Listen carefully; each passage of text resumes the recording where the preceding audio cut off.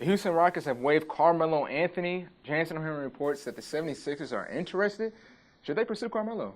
Absolutely not. They just got Jimmy Butler, acquired him from Minnesota, basically for free, right? Minnesota was like, you know, we don't even want him. Wham, kick him out.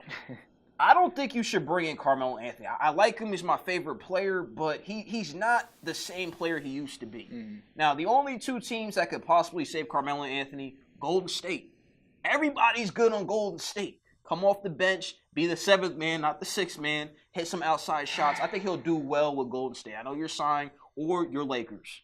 Your Lakers would be a good fit for him. LeBron James, anybody could play well with LeBron James. JaVale McGee is looking good this year. Lance Stevenson is looking good this year.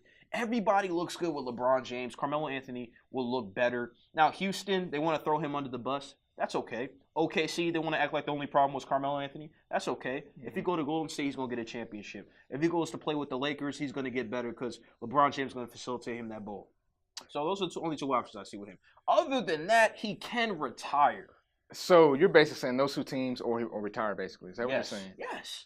Golden State. But this is my question, though, Jansen. How is he going to fit in with Golden State? We know he's not going to start. So how is he going to fit in? They don't need Carmelo Anthony. I said seven. They don't. Did they need DeMarcus Cousins? No. You just add pieces to add pieces. He's going to come off the bench. I said seventh man, didn't I? Seventh man.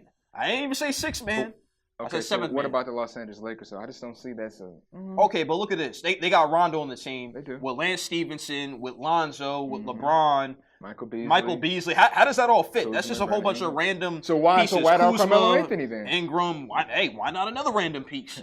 But Carmelo Anthony has experience. He does. He's proved that he could play in big ball games. He hasn't won a championship, but he has more experience than half that Lakers roster. And that's exactly why I said and this. The leadership, too. And that's why exactly he should go to the 76ers. Did I not say this, Jansen?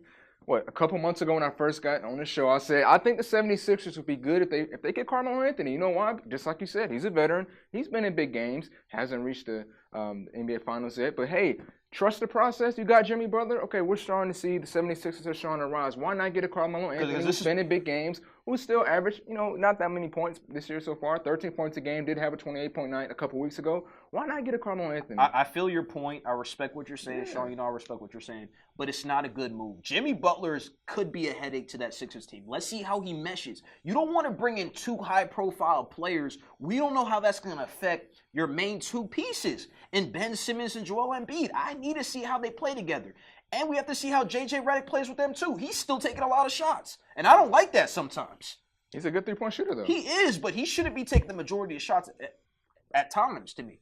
I want to see how Jimmy Butler fits. Then I'll see how Carmelo Anthony fits. It's just not a good mix. It's not a good mix. I don't know if Brett Brown can take all those different personalities. Right.